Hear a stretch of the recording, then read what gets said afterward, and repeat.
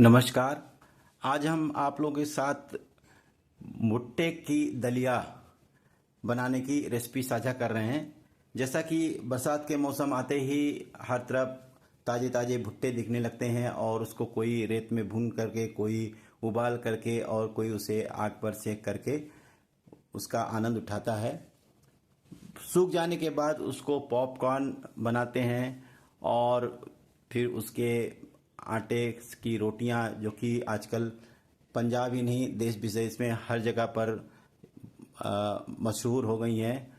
साग के साथ, पनीर के साथ या और की कोई भी सब्जी के साथ खाने में बहुत ही इसका स्वाद आता है। तो साथ ही हम रोटियों और उनके पॉपकॉर्न, स्वीट कॉर्न के अलावा हम दलिया बना करके और उसके भी बहुत सारे व्यंजन बना सकते हैं। ये देखिए, इस तरह से उसकी दलिया बनती है और ये दलिया घर में हम बहुत आसानी से बना सकते हैं। ऐसे तो मार्केट में ये मिल जाता है, लेकिन मार्केट में एक्चुअली डिमांड कम होती है, इसलिए बहुत अच्छे से इसकी उपलब्धि नहीं होती है। ऑनलाइन वगैरह मंगाते हैं, लेकिन ऑनलाइन वगैरह में भी इसकी क्वालिटी उतनी अच्छी नहीं होती है। फिर रेट भी इसका बहुत ज़्यादा होता है। एक बार मैंने मंगाया था तो ये 70 रुपये का आधा किलो मुझे बिग बास्केट पे मिला था और उसके बाद भी उसकी क्वालिटी उतनी अच्छी नहीं थी, जो मुझे वापस करना पड़ा। फिर हमने इसको घर में बनाने के लिए कोशिश करा और नतीजा इसका बहुत ही सकारात्मक रहा। तो फिर हमने इसके बाद से फिर घर में ही बना करके इसको यूज़ किया है। बहुत ही आसान है इसको बनाना। जब आपको ज़रूरत हो तो मार्केट में तो हमेशा ये मक्के के दाने मिल जाते रहते हैं, तो आप इसको ला करके और घर में मिक्सी के जार में इसको बना सकते हैं। बस इतना ध्यान रखें कि वो जो दाने लेकर के आए वो पक्षियों के खिलाने वाला ना हो। आप उससे चक्की से बोलें कि हमें इसके आटे वाला मक्का चाहिए, तो आपको अच्छी क्वालिटी का मक्का दे देंगे। और देखिए, इस तरह का मक्का आप लेकर के आएँ। ये मक्का मैंने बाज़ार से लिया हुआ है, चक्की से ही, और एकदम बढ़िया साफ़ सुथरा है। तो इसको इसी से हम इसकी दलिया बनाएंगे। इसके गुण के बारे में अगर जानकारी लेना चाहें तो हम, जैसे सब लोग जानते हैं, इसमें विटामिन ए, बी, ई, खनिज और एंटीऑक्सीडेंट पाया जाता है। इसके अलावा इसमें काफ़ी मात्रा में फाइबर्स होते हैं, जिसको मोटे अनाज के तौर पर डॉक्टर जी हमें सलाह देते हैं। डायबिटिक पेशेंट के लिए भी काफ़ी अच्छा होता है। तो हम इसकी रोटियां और इसके दलिया वगैरह बनाकर भी हम इसका प्रयोग कर सकते हैं। जब हम इसकी दलिया बनाते हैं तो इसमें से जो आटा छन करके निकलता है, वो आटा थोड़ा सा मोटा सा होता है, बिल्कुल सूजी के जैसा। ये देखिए, हम इसका आटा भी दिखा रहे हैं।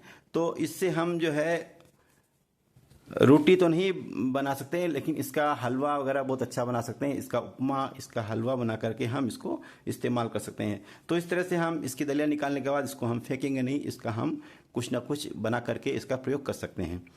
तो रेसिपी बहुत आसान है और हम आपको इसकी पूरी रेसिपी बताने की कोशिश करेंगे कि आप अच्छे से इसको समझें और अपने घर में भी दलिया बना सकें।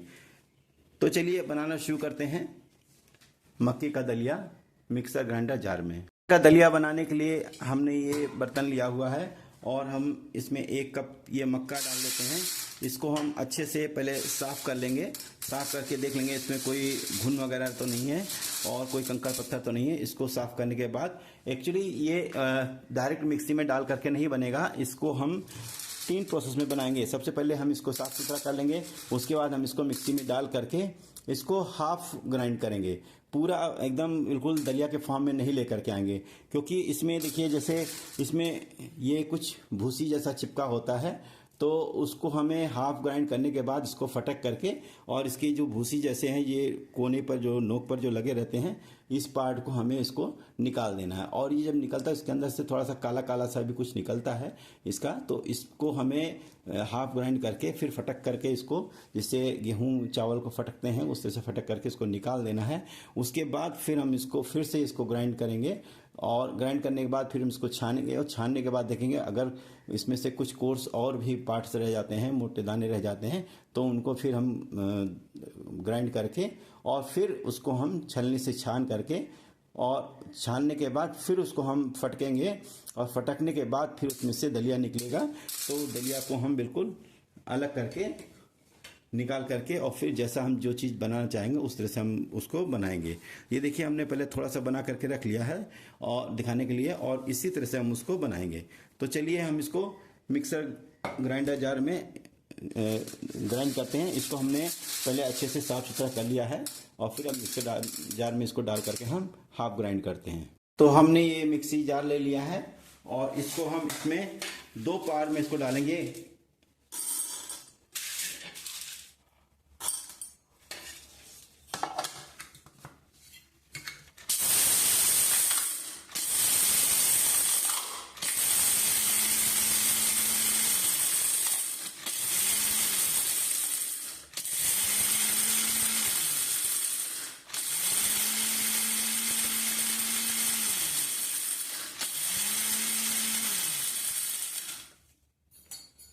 इसको चेक कर लेते हैं। ये देखिए इस तरह से हो गया है। अब इसको हम छान लेते हैं। इसके लिए हमें छलनी चाहिए।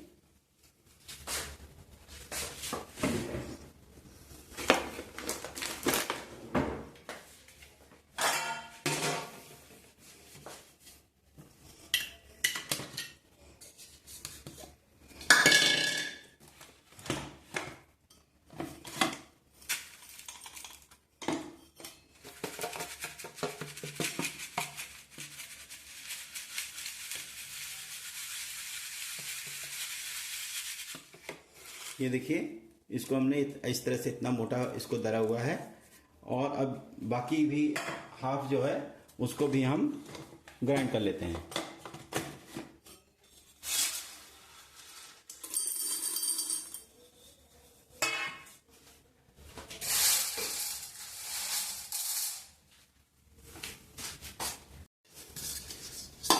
ढक्कन लगा देते हैं और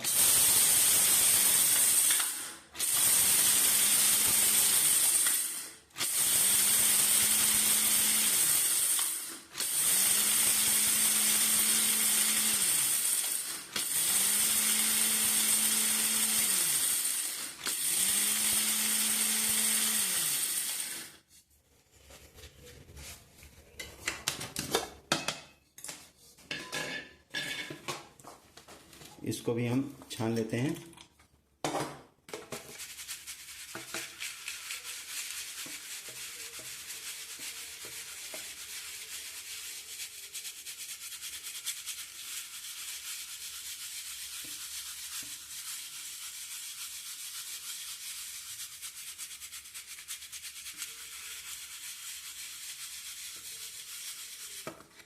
और देखिए ये इस तरह से ये ग्राइंड हो गया है। अब इसको हम जैसा कि हमने बताया था कि इसका नेक्स्ट स्टेप जो है इसको हमें फटक लेना है। तो इसको फटक लेते हैं। ये हमने एक बर्तन रख लिया है और इसको हमने इसमें थाली में इसको ले लिया है। अब इसको हम जैसे चावल गेहूं फटकते हैं उस तरह से हम इसको फटक लेंगे। और देखिए इसका जो है जो छिलके वाला पार्ट है, हल्का हल्का पार्ट, वो बाहर आ जा रहा है। ये निकालना ज़रूरी है, नहीं तो जब दलिया वगैरह हम बनाएंगे तो खाने में ये गले में फंसेगा, अच्छा नहीं लगेगा और स्वाद भी इसका थोड़ा सा रुखड़ा रुखड़ा सा लगेगा। इसलिए इसको इस तरह से निकाल लेना ज़रूरी है। चक्की में तो आटे के साथ तो ये पूरा सब पिस जाता है तो हमें पता नहीं चलता है कि बहुत फाइन हो जाता है, लेकिन इसमें ये मोटा मोटा सा रहेगा, इसलिए इसको निकालना जरूरी है।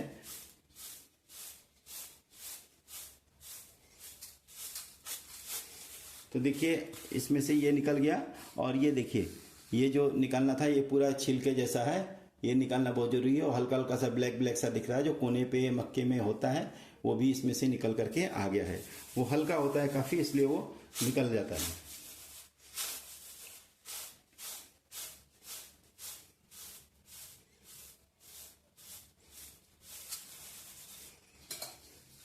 अब इसको हम छान लेते हैं।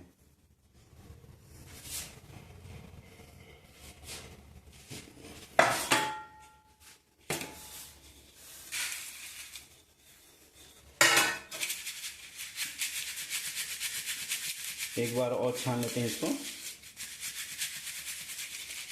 और एक बार इसको हम एक मोटी छलनी में भी छान लेते हैं।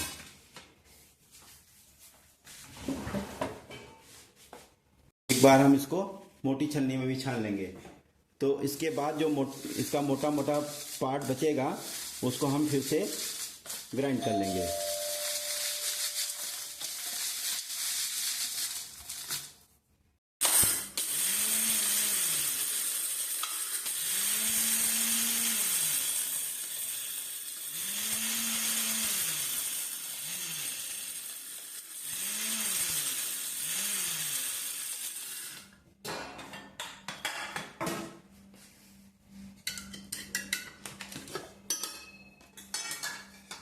और फिर हम इसको छान करके जैसे पहले हमने किया है उस तरह से पूरी प्रक्रिया इसको दोहरा करके कंप्लीट करेंगे।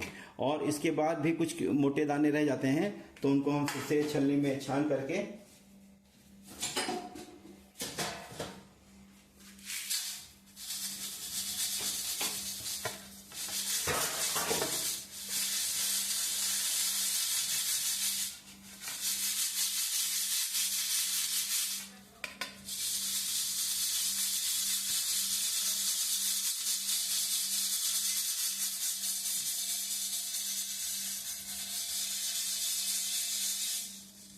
और कुछ ये काफ़ी मोटे से जो दाने रह जाएंगे इसको फिर हम निकाल लेंगे और दोबारा जब फिर बनाएंगे तो जब ज़्यादा क्वांटिटी में मात्रा हो जाएगा तो फिर से हम इसको ग्राइंडर में ग्राइंड कर लेंगे।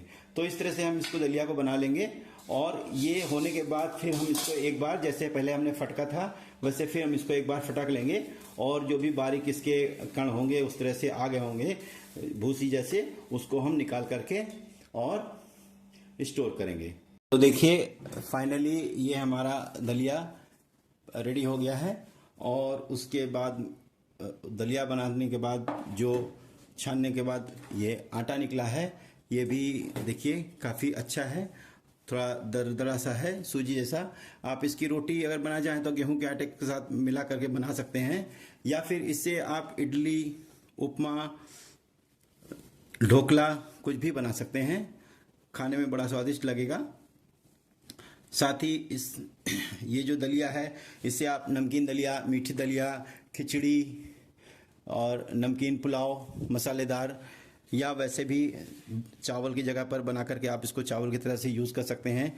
पालक पनीर या साग के साथ में इसका स्वाद बहुत ही अच्छा लगता है। जैसे आप रोटी खाते हैं वैसे ही इसका स्वाद बिल्कुल लगेगा, मीठा मीठा सा चावल लगेगा। बस इसका एक बात का ध्यान रखना कि आप इसकी ज़्यादा क्वांटिटी बना करके मत रखिए, नहीं तो कुछ दिन के बाद इसमें फंगस भी लग जाएंगे और ये कड़वा भी हो जाता है। इसलिए जब आपको इसकी खाने की इच्छा हो तब आप थोड़ा थोड़ा करके घर में मिक्सी में इसको आप ग्राइंड करके बना करके प्रयोग में ला सकते हैं। इसकी खीर भी बहुत अच्छी बनती है, जैसे स्वीट कॉर्न की खीर बनती है उसी तरीके से इसको खीर भी बनती है। इसको भिगो करके 1 घंटा पहले आप गर्म पानी भिगो के रख दीजिए, थोड़ा सा मुलायम हो जाए। उसके बाद खीर की जैसे आप दूध के साथ इसको पकाएं वैसे भी आप इसकी लपसी, जैसे लपसी बनती है वैसे लपसी की तरह बिना दूध के भी आप इसको बना सकते हैं। दलिया के जैसा बना सकते हैं, नमकीन दलिया, मीठी दलिया, मैंने जैसे बताया आपको कई तरह के इसके आप व्यंजन बना सकते हैं और इसका आप आनंद उठा सकते हैं। जितना ये पौष्टिक है उतना ही ये स्वादिष्ट भी है, सेहत के लिए गुणकारी है, इसलिए आप इसको ज़रूर बनाएं। रेसिपी बहुत आसान है, जब आपकी इच्छा हो तो आप इसको बना सकते हैं। अगर आपको मेरी रेसिपी पसंद आए तो आप इसको लाइक करें, शेयर करें, मेरे चैनल को सब्सक्राइब करें, खुद बनाएं, दूसरों को भी बताएं। और इसके बाद आपको और कौन सी रेसिपी चाहिए आप हमें कमेंट बॉक्स में ज़रूर बताएं। इसका मैंने और भी डिटेल डिस्क्रिप्शन कमेंट बॉक्स में दे रखा है, आप उसको देखिए और उसके हिसाब से इसको आप बनाइए। कोई सुझाव हो तो आप कमेंट बॉक्स में ज़रूर लिखिए, आपका सुझाव हमारे लिए बहुत ही प्रेरणात्मक रहेगा। तो फिर मिलते हैं अगली नई रेसिपी के साथ, तब तक के लिए बाय बाय, धन्यवाद।